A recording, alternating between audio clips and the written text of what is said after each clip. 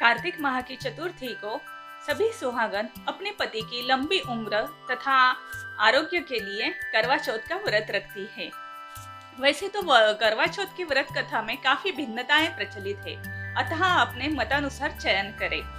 आज हम इस वीडियो में वो कथा देखने जा रहे हैं जो कथा भगवान श्री कृष्ण ने स्वयं द्रौपदी को सुनाई थी। नमस्कार दोस्तों, स्वागत है आप सबका मेरे YouTube चैनल संस्कृति में।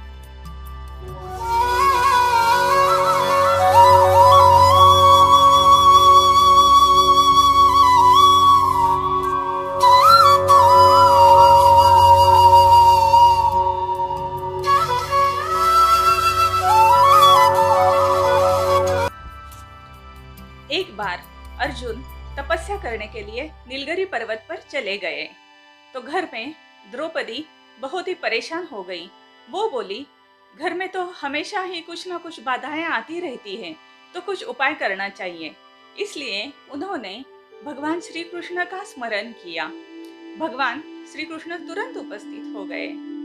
उन्होंने द्रौपदी को बुलाने का कारण पूछा तो द्रौपदी ने कहा, अर्जुन तो तपस्या के लिए नीलगिरी पर्वत पर चले गए हैं और यहाँ संसार में तो हमेशा कुछ न कुछ बाधाएं और विघ्न आते रहते हैं, तो इसके लिए कुछ उपाय सुझाइए।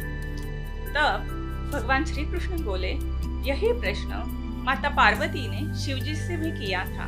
तब शिवजी ने उन्हें करवा चौथ की व्रत की कथा सुनाई थी। ये व्रत करने से संसार में आने वाली छोटी मोटी बाधाएं और विघ्न दूर हो जाते हैं।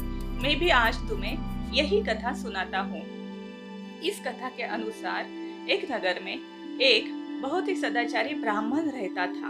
उसके 7 पुत्र और 1 पुत्री थे। जैसे उसकी पुत्री जवान हो गई, उसका विवाह एक अच्छे से घर में कर दिया गया।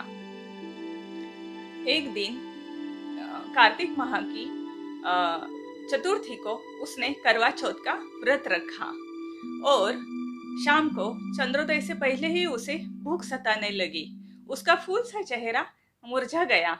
उसके 7 भाई अपनी बहन की ये हालत देख नहीं सके। उन्होंने उसको भोजन करके व्रत तोड़ने को कहा, लेकिन बहन नहीं मानी।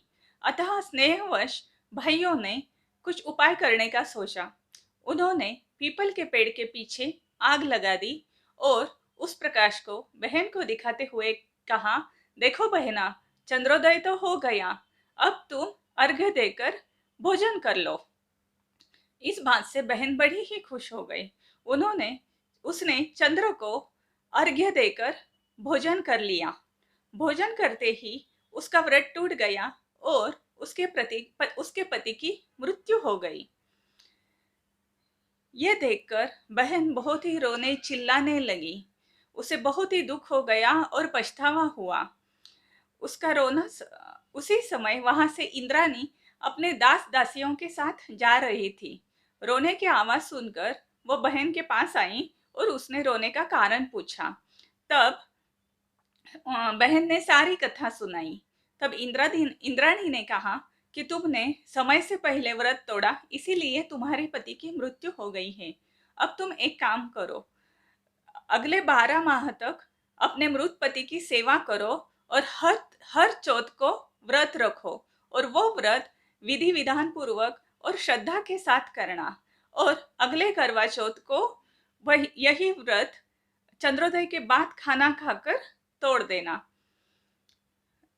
उसकी ये बात सुनकर बहन ने अपने मृत पति की बहुत ही अच्छी तरह से सेवा की और हर 12 माह तक हर चौथ को उसने विधि विधान पूर्वक व्रत किया और चंद्रोदय होने के बाद ही चंद्र को अर्घ्य देकर वो व्रत तोड़ा। अगले साल की करवा चौथ को व्रत तोड़ने के बाद उसका मृत पति जीवित हो गया। यह कथा सुनाकर श्री कृष्ण द्रौपदी से बोले कि इस व्रत के प्रभाव से उसका मृत पति जीवित हो गया। अगर तुम भी श्रद्धा पूर्वक ये व्रत करो तो तुम्हारे भी सौभाग्य में वृद्धि होगी, धन धान्य और सुख में भी वृद्धि होगी। अतः श्री कृष्ण के कथानुसार द्रौपदी ने भी यही व्रत रखा और जब महाभारत का युद्ध हुआ तो कौरव हार गए और इस व्रत के प्रभाव से पांडव जीत गए। तो दोस्तों, कैसा लगा आपको मेरा ये वीडियो? अगर अच्छा लगा हो तो लाइक बटन क्लिक कर देना और हाँ, सब्सक्राइब करके बेल आइकॉन बटन दबाना मत भूलना, ताकि मैं जो भी नया वीडियो अपलोड करूँ आपको तुरंत उसका नोटिफिकेशन मिल जाए। धन्यवाद।